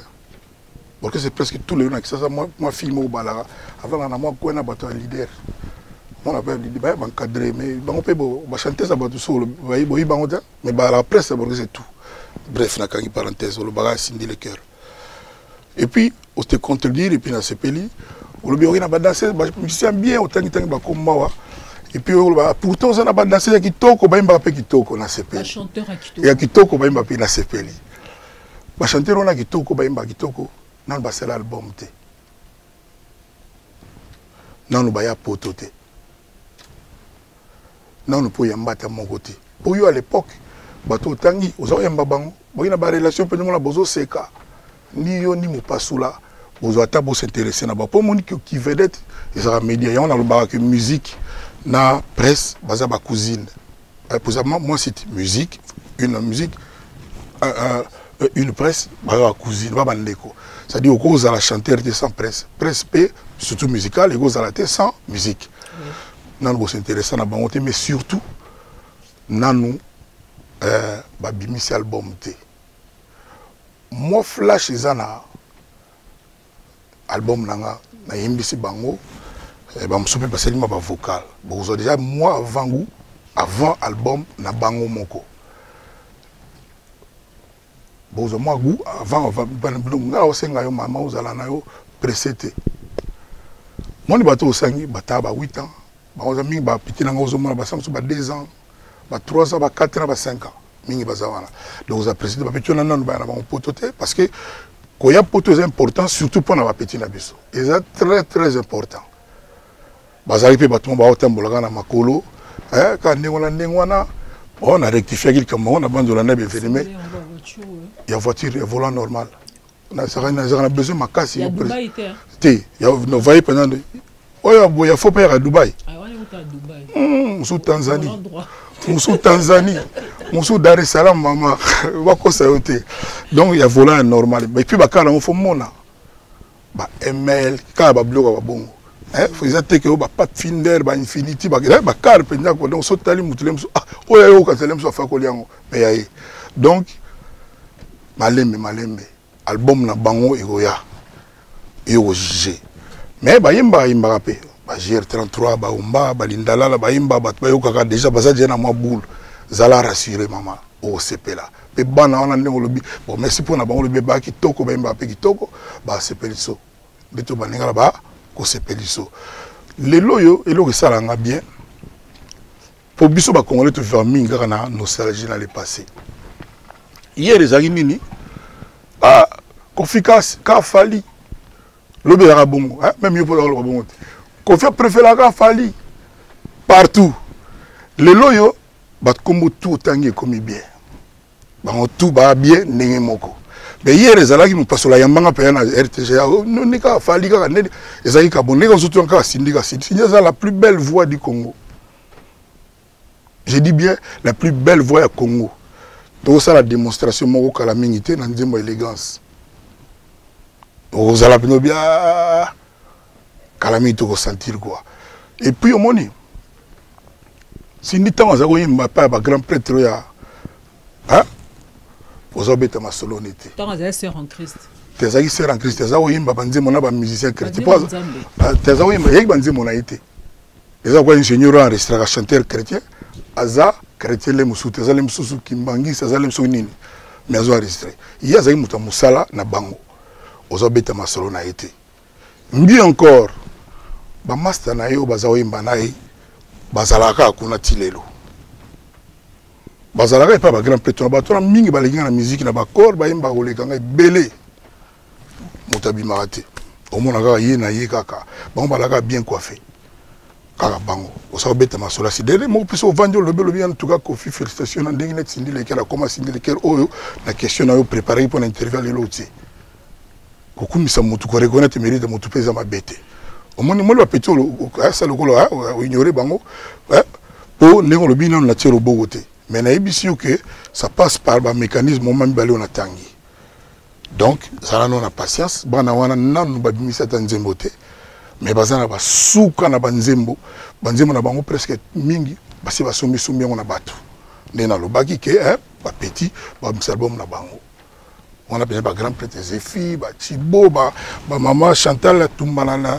disquette non piraté, master, moi aussi il y a master tout roba gérer.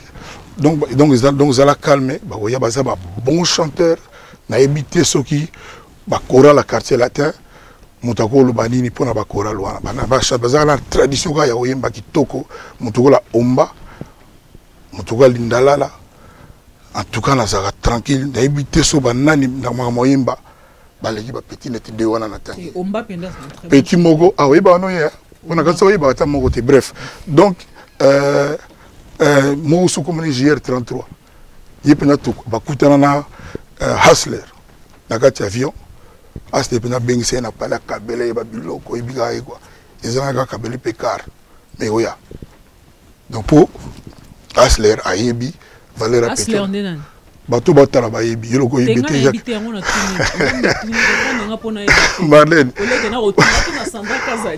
Marlène otete botike ka boy loko yebi te yemo ko benga ya tuna ngalinga boy yemo ko benga ya tuna yo ya problème loko yebi développer et nous on invite à poser question na tikala na ado mena mono ndiro sengo na développer comprendre tenga yote oui mais on dirait ça fait 42 minutes aux ans moi bien parce que normalement comme si je dépendais des popol en fait ah dans le sens où ah d'accord pourquoi je laisse non vous dépendez hein so le Cameroun voilà non mais cause alors des ordres était quand même te ko tuna na ba pese parole ma défendre moi parce que va repesa ngati et après me temps diriger pas pesa ngapa beaucoup le ba musicien Marlène yo te bana lo ba non même pas ah bon en tout cas ngaka c'est par rapport na ngaka c'est par rapport na moni au pesa nga honneur au salata 40 émissions na saga na kati sans kozala na sepelaka nango vraiment yo au kondi temenga penye les faisait les leki ah ti yanga leki leki penda na juste na lubino na sepelaka nango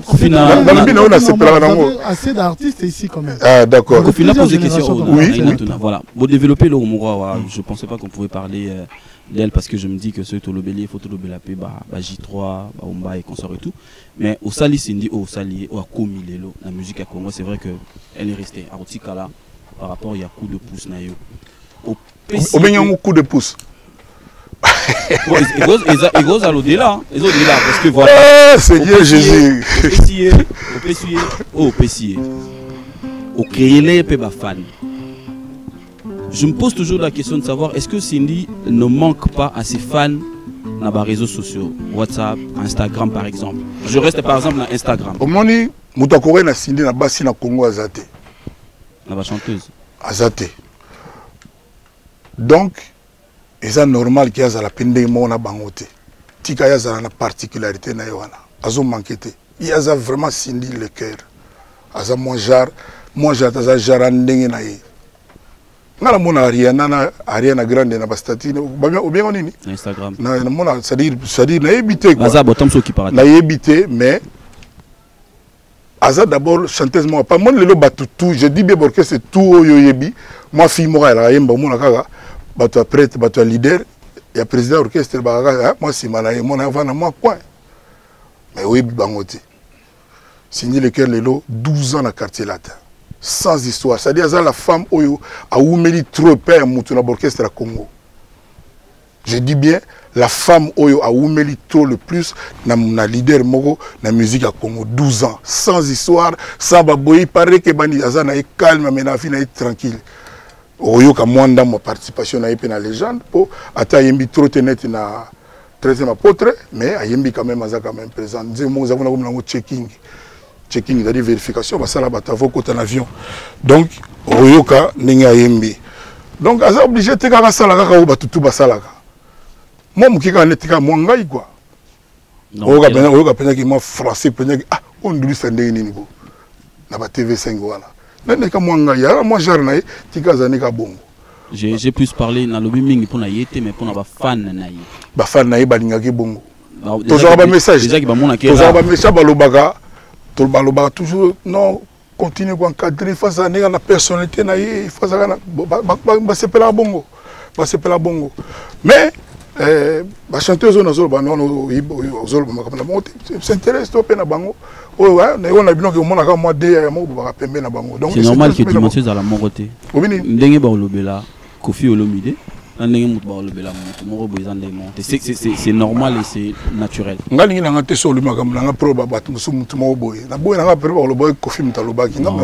Même pas. Pour terminer la dernière question, j'ai apprécié parce que de tout ce qu'on a pu entendre, comme vous l'avez aussi dit dans une émission, votre dénominateur commun un peu ça revient à l'amour. Vous avez dit j'ai l'amour du Congo. On vous avait vu aussi en photo avec le nouveau président et vous avez dit encore qu'on doit lui laisser, ce serait bien qu'on lui laisse aussi la chance. Lui-même qui dit chacun à sa place doit être. Kofi Olomide est une entreprise, c'est un leader d'opinion. Quel sera l'apport de Kofi Olomide Quelle sera la porte de Kofi? Il y a une chanson que j'ai écrite qui devait être dans l'album. D'ailleurs, je suis en train de débattre avec mon frère. Dans l'album, les gens, une chanson pour le Congo. Mais j'hésite à publier cette chanson-là. Dans cette chanson, je dis quoi? Nous avons l'or, le cuivre, le diamant, le bois. Nous avons, on dit le Congo, c'est un scandale. Comment on dit déjà? Scandale géologique. Qu'est-ce qui fait que nous soyons parmi les 5 derniers de la Terre aujourd'hui? Parce que Dieu nous a donné tout ça. Peut-être pas l'intelligence, peut-être pas autobénga absolument la soit bien en français, motema malam bien en bon cœur. Ah, bon cœur. Mais on est trop bon. Ah, vous avez un bon cœur. Bon, bref, nous avons le bon cœur. Bon. Bon cœur, ok. Mais n'est pas le motema malam, même limité. Voilà, c'est ça quoi. Bref. Pour la nuit, tu te causes un bloc belé wana. Bana ba traîner na ba balabala. Pour la nuit, ba mpaka na biso ba na pension te. Pour la nuit na ba école, ba ban ezate. Pour la nuit, ba professeur parce que éducation na mboka yangonde pour na ngaza numéro 1 parce que avenir na mboka nyuso ya jeunesse. Pour la nuit, ba toka professeur ba fallait ba za na ba salaire pendant ya solo. Bah, mal payé et Moussa n'a pas avec découragement. Dans un début de réponse. Mon ibana moto mon na boulevard, n'est ce qui n'est que ça récemment. Bana Moussa mon a 5 ans, Moussa 7 ans, Moussa nani. Bon on a basara nini pour ba longati pas bazala na ba quartier difficile, appelons ça comme ça, pour ba comme na boulevard du 30 juin. Ça veut dire il y a de ses papas, il y a de ses oncles, bah ya na bango ba déposer bango ba batami. Même si besoin nanga bien. Je répète, comment font ces enfants de 5 ans pour ba outa na ba quartier difficile pour ba comme na boulevard du 30 juin pour na osala ko ba mendicité banin. Je pense que il y a des gens au ba ya na bango après ba bon bala ngwana tellement bango ba sala ko ba melami. Il a signé ni maman nanga ka bongo. Que tout ça pena loga ba batamité ma bien à niveau moka kosagalate. C'est-à-dire au botaki mwana après aux yeux au kiotika na balabala yo batami to comment ni to go pesa nango. Ce que zali non, c'est au-delà de l'irresponsabilité. Et ça lokola moi na habité. Hein? Moni Congo lelo, c'est ça. Problème na biso na nzembo na zoyemba lelo ezali ba pesa biso bien on dit bah défis Congo mbongo te hein comme on prête au pays et ça te va passer biso to binga ba danki ba bulldozer ba nini ba tongela te eza motema congolais lelo eza bien te mentalité toza lango eza bien te pour moi na pendo ye na douane oye la nani moto douane azo bano pesa biso kaka ya biso leka na yo na bagage na yo alors que ba mboka nyonso tout okendaka avec courtoisie oya moto douane vous avez rien à déclarer oui hein groupement machine mais pas na biso non bato basengaka mbongo bato balingaka ka mbongo yango monde ba problème na biso peso aussi là te pour mbongo osala ngo combien de temps mbongo osala ngo combien de temps bato basengaka mbongo bato bazwa peka ba mbongo te mike mais ba bongo aka te toujours tourner kaka en rond. Comment voulez-vous moga na biso tozu mokonzi asali to lobalelo 116 jours Toligny déjà à résoudre tout. Où est-ce que vous avez vu ça? Pour les Togos à la maille, la beauté, ma malamu, il y a un amour patient. Dans l'obité que mon conduit là, a parfait que non. C'est-à-dire, bisomo Togo, le bâti que non, tous allons, tout le monde yima.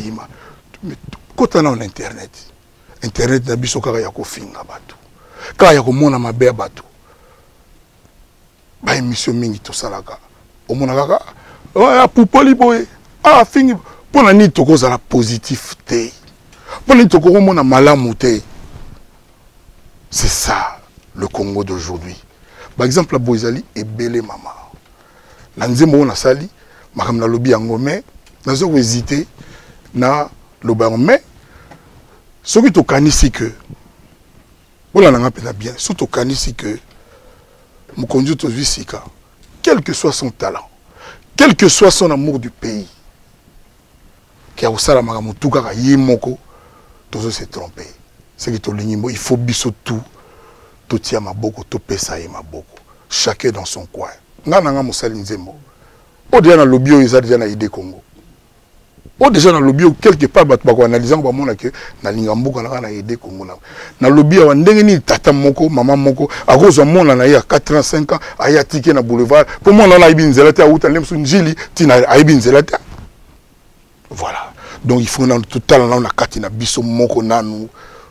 Tout ça non tout le monde bosoto wana tout le monde mabe wana c'est-à-dire il faut que la katika ka mboka mbaka bafinga ka batu ba ivoiré basi ba yeba biso ba camerounais ba yeba Afrique mo baso tu na ngelu central ayema munyo na biso nyoso tout to commence la soni na Afrique to commence la soni c'est-à-dire na ibni na kolobati ngala za pena donc ma ya biso tanganga po na mboka na biso wana ka critique to sombaka bilamba mboka mbatu balingaka bilamba balingaka basi na soka basuki to kasadi makambo ko exact nécessaire mais soki na Nigeria kuta pena mutu a 14 ans na ndako je vous le dis kuna musali bandaka 5 heures temps mona ba balabala plein batu ba jana na Nigeria na kena osala clip kuna mais biso na ba 8 heures mona batu ba vandi ba beta dame masoloni na oui, Kofi qui bakangi akimaki boy polémique orchestre contre kaka bongo miko ça dit lupangu tout bateka moi loko na sombela nani bat ba bonga comment dans le but que miko ndia na responsabilité mais biso moko pe tout tient dans nos maillets tout tient dans conscience excusez-moi na mo mula une question parce que ningi singa pa na kati merci madame yeba ngala penate bana baluba bona mi ka bongo bref. Voilà, merci, merci Kofi Olomide, merci pour le temps accordé Bisso. Ça a été. On a aussi que conclusion émission na nenga mabete et ou tata pa ya do. Pour ça linga net moi boy ba tout ba tala Bisso ado. On doit ta parole en tout cas ta retour na té ata. En fait c'est et là on est en salle. Ya boy qui est aloko yonde chef na bango a la raison c'est légitime. Donc ce qui ko ko parole. Et puis bon, pour Batouaz ATM, sur les Cambotoni. Non, pas de souci. D'abord, c'était vous remercier infiniment parce que vous avez pensé à nous.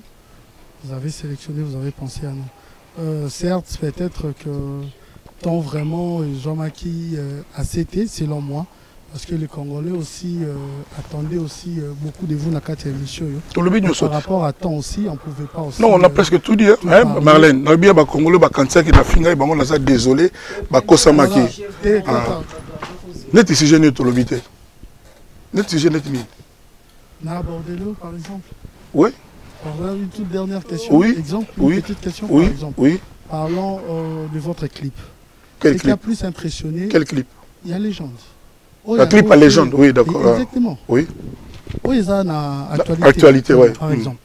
Ce qui est intéressant, par exemple, la clip, nous savons que Kofi Olomide, souvent dans la clip, il est la majorité, à Tchaka, la beauté de la femme africaine, avec son corps, mais les lots, aujourd'hui, par exemple, une fille, au hasard, à image, mannequin, moko, au Tchéi. C'est déjà intéressant, ce qui s'est fait déjà rare dans le clip de Kofi Olomide. C'est vrai que cette chanson, c'est déjà tellement bien d'ailleurs d'habitude déjà, chacun ne peut ignorer votre compétence de ses côtés. Mais pourquoi le choix, il y a image Joanna? Parce que vous n'avez pas parlé seulement du réalisateur, parce que à chaque fois, mais aujourd'hui on a été surpris, il y a une fille, oh, elle a une forme, plus que Kofi Olomide dans le clip. Merci beaucoup, Papa Nangaldo. Ba fille auto tiara na clip et ça répond à artiste été et ça répond à bateau la clip c'est-à-dire ba fille lobi ya forme wana na yebi ke bato mingi na Afrique ba malien ba ni balinga nga na beta muzika pour na Congo te na mona moi loin mon frère Ado mon cher Ado c'est-à-dire nga en tant qu'homme je n'ai rien à voir et puis tant tout ça la clip ezali ba ben on y fiction et ça le rêve tozo linga ba visualiser un peu des bazoyo kanze monde ba monango.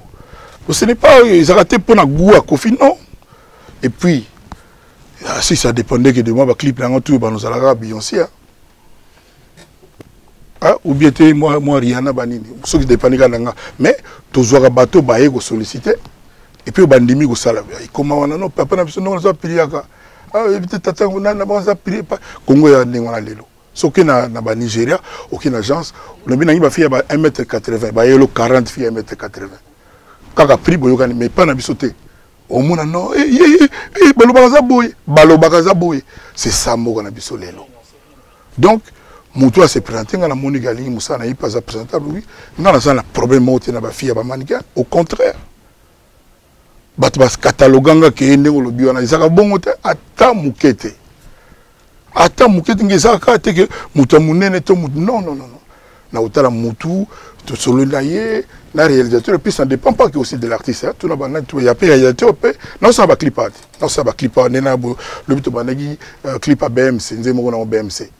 On s'est dit, mon réalisateur a un clip, peu fiba où elle est là. Donc, donc ils ont raté pour la Koffi Olomide, ils ont des filles, ils ont bien, ils ont vraiment quitté bien, puis vraiment la clip, on a talaki on les réalisateurs, il a passé sur le tourné, le réalisateur a quitté dans la baroche, à qui on s'en montage, il a appris de l'autre côté. Ce que il a un clip, tant que comment il partit, je te jure, on a parce que fille on a maïwana donc on a mon intelligence parce que là bas mais fille on est tina au monde j'étais vraiment très content et puis na sala ba clip ba tu baïba na ko epe kozana kufa pour na tournage de clip on a la chute des zongo au moment là c'est-à-dire dans moment moko na loba non na continuer poto comme personne toza wana à peu près ba 30 minutes ya ko escalader ngomba na makolo voiture comme arrêté.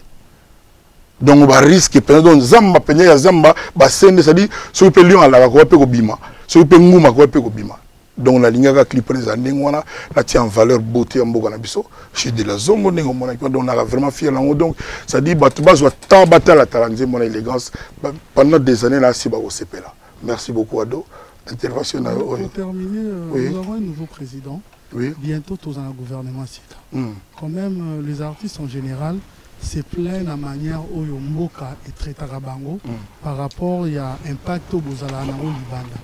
Pour terminer, quel est votre souhait parce que tutelle n'a le ministère il y a culture et art. Vous avez des problèmes de piratage, vous avez des problèmes pour l'autorisation des sorties, il y a tant d'autres. Quel est le souhait de l'artiste Koffi Olomide?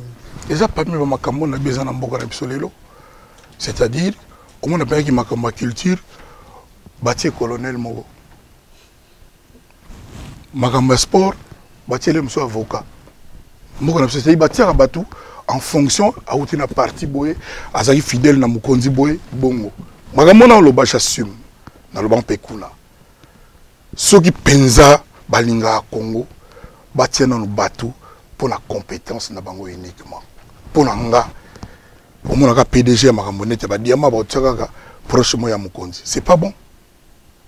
Na lobaki na ko dévoiler comme la solo na présenté mkola sanga honneur ya yambanga mais probablement aussi moi boy ça dit vous appelez bien tout ba nous mona ba expert na ba domaine différent il y a Argentine il y a Japon il y a Canada il y a ni les akaraté pour tout qui parti mo to bana ba master kala kaka binonde non il faut battre la paix compétence parce que pour moni muto abunda po na ko pouvoir peut-être il y a peut-être ça na ba la stratégie est bien pour nous Tonga Congo parce que Congo les tout est à faire. Tout est à faire. Nous avons souhaité tout le monde en Bangola. Na bako du monde na pena avion pena mindere na mindere bata misala bata bayi musala. Et puis on a besoin d'un moment là non. On a bâti ba expliquer non bazala ne boy. Oh OK boy. Nous avons souhaité pena que l'homme qu'il faut à la place qu'il faut. Président fait Mobutu a tiaka allemand moko je crois allemand ou bien hollandais na bisouté Blumenthal. Atiakaye Mukonzi ya Banque nationale du Congo. Et ça, il démora bien.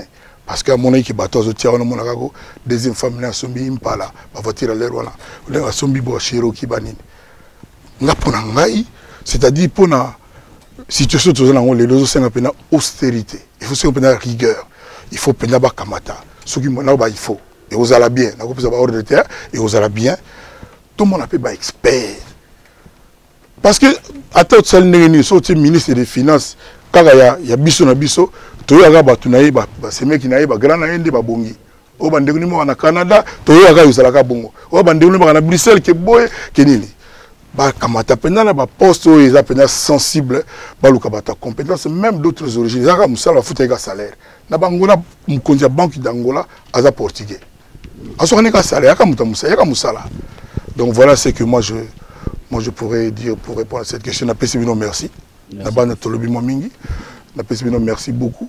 Première fois dans un honneur ya devant madame Kabongo na mona maman Marlène vraiment moi kala ma trop hein. Yomogo Mopasula, ça fait vraiment longtemps. Et puis papa donne à mon akaba il a une vidéo na yo mususango bon ngalinga na yo surtout pour la basuki wana de lo na mono bonane c'est moi trop. Donc bozala bio cameraman on segani ah ba congolais kaka boy. Voilà, merci vraiment. J'espère que Bandego va se peli. Bandego soit moni nolite ba bakaye retard. Il y a critiqué Kofi à retard. L'homme sauti Maroc hein, pas comme Maroc. Donc on a passé comme ça. On a passé là on a au revoir on est ici. Hein, noli aye na souka émission Bandego bon noter en. Merci, nous sommes arrivés pratiquement respectable noté. De ce numéro face à la presse. Donc c'était pour nous important de décortiquer l'actualité, mais je tiens également à vous signaler mesdames messieurs vous qui êtes à Kinshasa que ça va s'organiser ce 1er juin, donc au Showbuzz avec Nati Lokole. Ce sera le lancement officiel de Zero Buzz sur la toile. Donc participer, ça serait bien. Merci à Doyoué pour le compte de B1 Télévision, il a représenté. Merci à Ingrid Kabolo. C'est moi, il y a pour Congo Web Télévision. Merci à Marlène et Kassanga Antenne A et Leader TV. Voilà, donc merci à toi, Kofi Olomide. Est-ce qu'on peut bénéficier de... Voilà. Merci, au revoir. Merci à l'équipe technique. Merci à tout le monde. Merci vraiment. Merci.